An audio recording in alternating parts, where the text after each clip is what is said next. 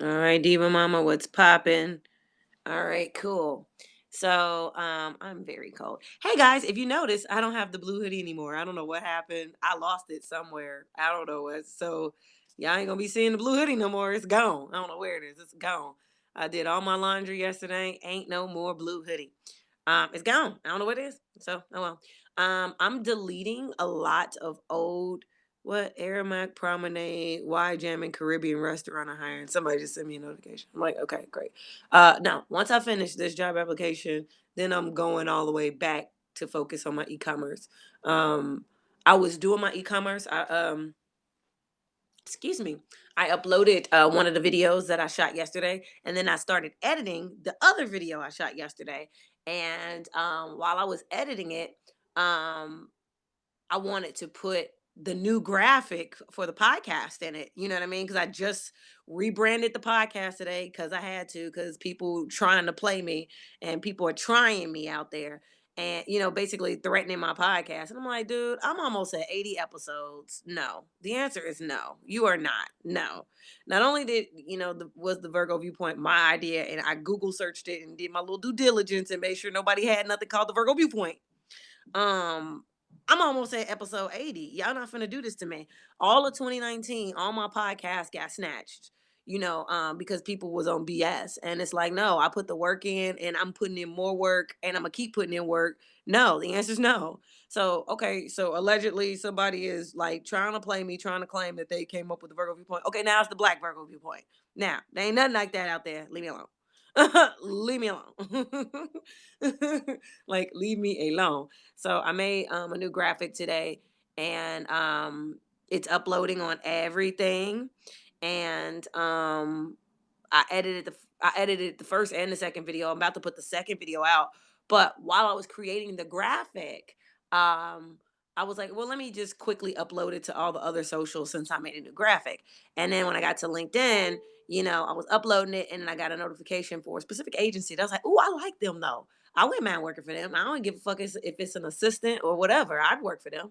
And so I stopped what I was doing. I applied for that job. I applied for, actually, this will be 3 when I finish this one. The one I got in front of me. I don't want to show it, but when I finish that one, that'll be 3. But there was also another one that it was like a little producer position. I was like, and it was like send a resume. I was like, here you go. There you go.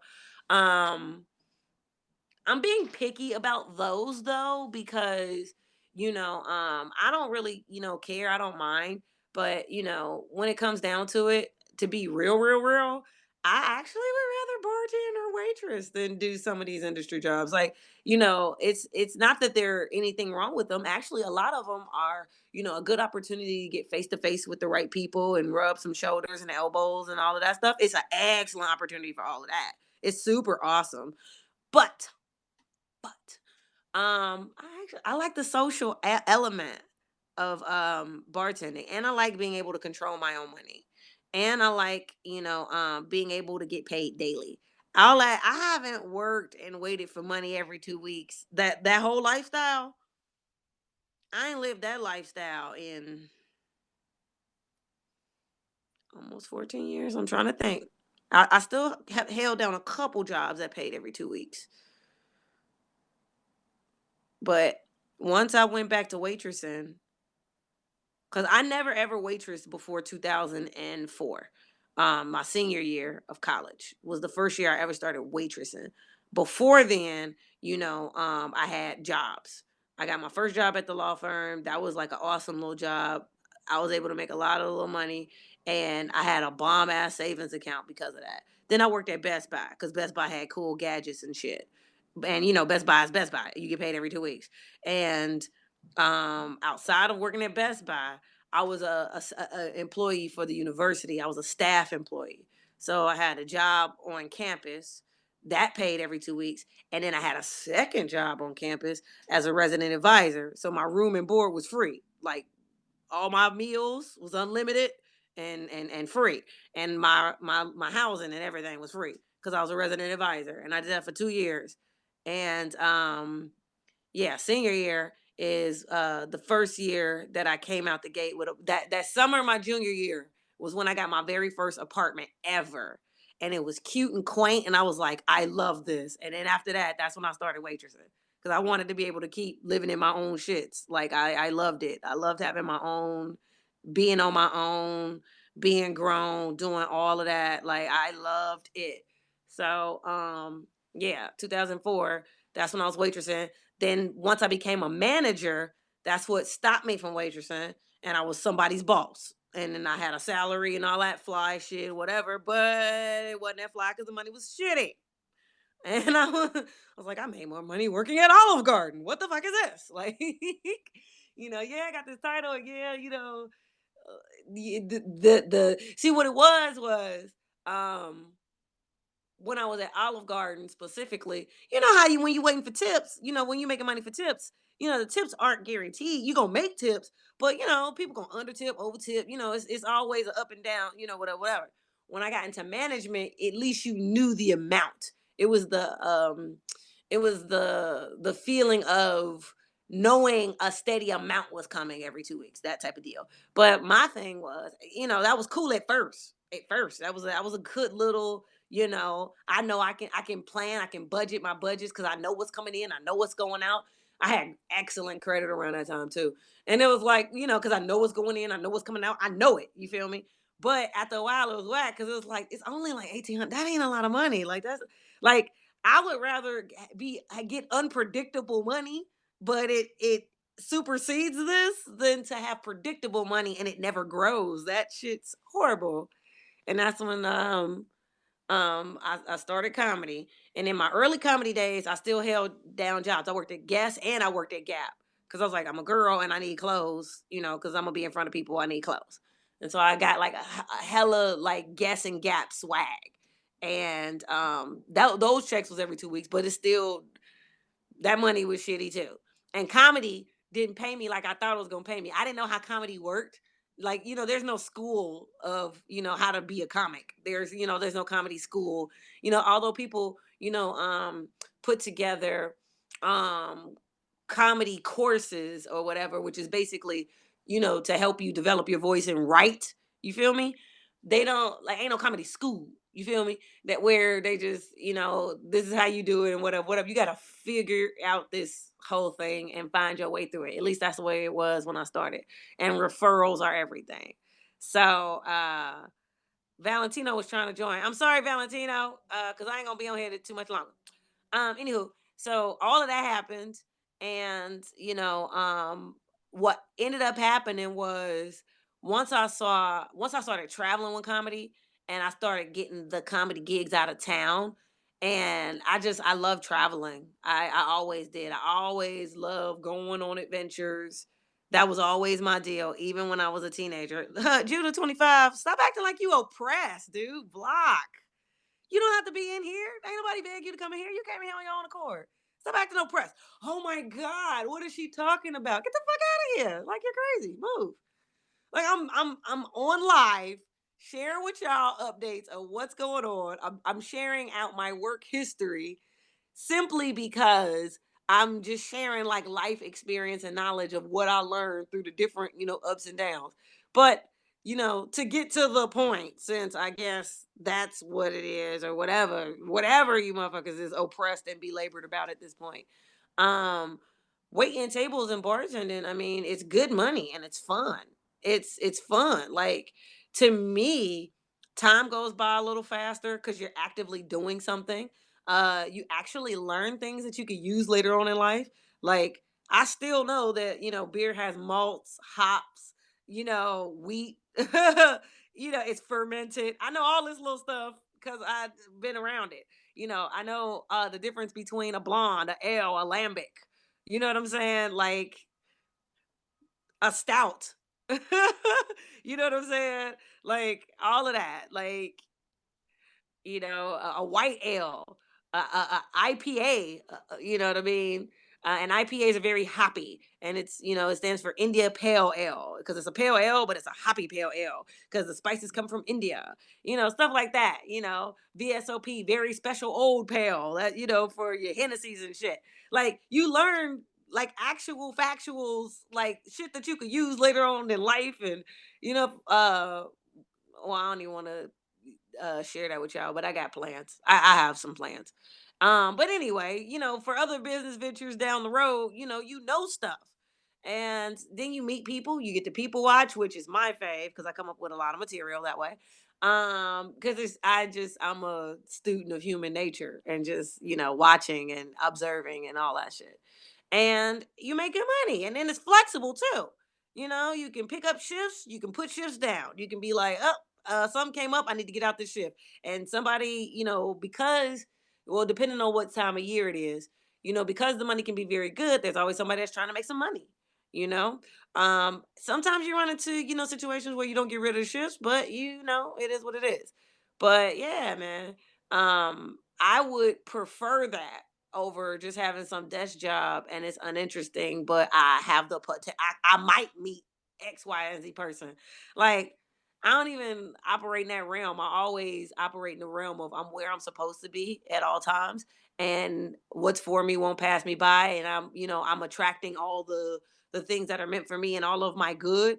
So, if that's true, and I believe it's 100% true, then I can be anywhere and still not miss my blessings. I can be anywhere. You know what I mean? So I might as well be somewhere of my choosing. But a couple of them jobs, specifically because of who they were for, I was like, oh yeah, fuck that. I don't give a fuck if it's $15 an hour. Give me that shit. I'll work. Hell yeah, I'll work for them. Like, I was like, I'm familiar with their work. I'm familiar with this company. That type of shit. So, that's what's going on. I'm going to end this. I don't want to make this long because I want to finish this and put this out. It's already 8:47, and I still have this video that I edited that is from yesterday. I've been trying to get both of these videos out all day. Wi-Fi has been getting cut. Motherfuckers is trying to have the police follow me, all that stuff, but it's cool. I got a bonus podcast episode coming for y'all, so there's some tea. Um, Cause I, moved the podcast to just Tuesdays and Thursdays. Today is Monday, but y'all gonna get one a day. I was going to put it out earlier today, or I could have put it out yesterday, but I kept running into the problem of not having no damn signal. You know what I'm saying? It kept throwing things off. And I haven't been to sleep yet. Ah, there's that. I might have nodded off like a quick little second while I was at Denny's, like super quick. Like I had like a little piece of my pancake left, and I was sitting there waiting on the video to load. Like I'm sitting here staring at the screen, like dude, come on, like load, like load, like load. And all of a sudden, the waiter tapped me on my shoulder. I'm like, huh? Oh shit, give me the check. Like, give me the check. Let me get the fuck out of here. Like, that's because I'm sitting too long and this is not moving, and now I'm full. Like, give me the check. Let me get the fuck out of here. I'm getting dry mouthed. It's time for me to go grab some juice as well. I want some juice. I've been like my body's been craving like citrusy, like juice, like orange juice, mango juice, like citrus and grapefruit juice, like citrusy flavors. So I'm gonna have to go ahead and take care of that yearning. But yeah, that's what's going on. I'll update y'all with stuff as it happens. I don't want to speak too much about what I'm working on because I just want to get the shit done. Period. Like in the past and even this week, even some of the stuff that I typed in my iNotes as reminders, because I've had an iPhone since 2009, and I'm just in the habit of typing myself reminders or emailing myself stuff. Like that's how I do things. I have because before that I used to just write shit in a notepad, like keep a notepad like that, the kind that you flip over and make little notes. Well, yeah, I used to do that, and then when I got my iPhone, I just started here, let me type myself a little message and then, whatever. And so I'm so accustomed to doing that, but I'm also aware that, intelligence agencies and all that shit is reading what I'm typing. So I want to just get shit done because what's been happening repeatedly for months, but really years, but months is motherfuckers will see what I'm doing. And if they don't want me to do it because they're trying to stop me because they want to promote their agenda and they want to be right, then there'll be some that has it to fuck up, and then I'm stuck, and now I've announced what I'm doing, and I've been purposely sabotaged, so it makes me look like, oh, that bitch just talking. And ooh, baby, that is far from who the fuck I am. I don't like saying anything because I'm the bitch that loves to just pop out with shit. Listen, even Velvet Circus. I ain't tell people what the fuck I was doing. Like Velvet Circus came about because uh it was this all female comic photo shoot that we did with Humor Mill. It was me, it was Ida Rodriguez, it was Vanessa Graddick, and Jackie Fabulous. And all of us grace Humor Mill, as you know, all of we would like we were the all the female comics that had next or whatever. And as we're doing all these photo shoots and sharing our stories and being interviewed, there was this air of, man, why don't females tour together? We should have a tour. And there's that conversation that came up. There was that, man, this was nice. This was fun. Like, we should try to do more stuff where we like have women comics and blah, blah, blah. It was just, it sprung this thing. And everybody was talking and everybody was like, yeah, that sounds good. We should do it. We should do it. We should do it. And my ass is like, yeah, so let's do it. And they're like, yeah, we should do this, we should do that. And everybody came up with all these ways that we could contextualize and make it happen. I went to Flappers. I worked out a door deal, and I put together the first Velvet Circus. It was the all female show. It was me, Ida Rodriguez, Vanessa Graddick, and Jackie Fabulous. All four of us. That was the first Velvet Circus at Flappers. And the show went cool, but it was really one of those things where it was like everybody went on board. And I, took the initiative and got it done. And I was like, oh, okay, well, there's that. So then the following month, I hit up the improv. I was like, yo, I tried this at Flappers. It was cool, but I want to do this, and that, the third. And the lab was looking for a gang of shows at the time. And you put down a $200 deposit to rent the space. They let you do what you want. Mm. I was working at was I was still working at TGI Fridays. Yeah, because that Humor Mill article came out December 2010. And I was at TGI Fridays till like somewhere in 2011. And then I started working at the casino. Then I got laid off from the casino. And that was my first foray of, well, fuck it. It's 2006 all over again. Let me try to be comedy full time. And ended up having to, I was living like wow.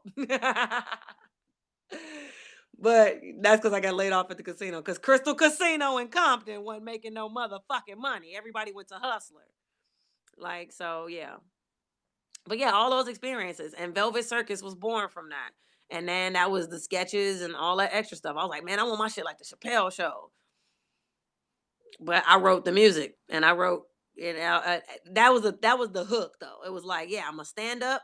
It's my show. I host it. I book it. I have the people that's in the sketches actually do stand up because we real comedians. We do stand up. But because you saw them in the sketch before they came to the stage, you already decided you liked them. Ha! See, you saw the sketch. It was funny.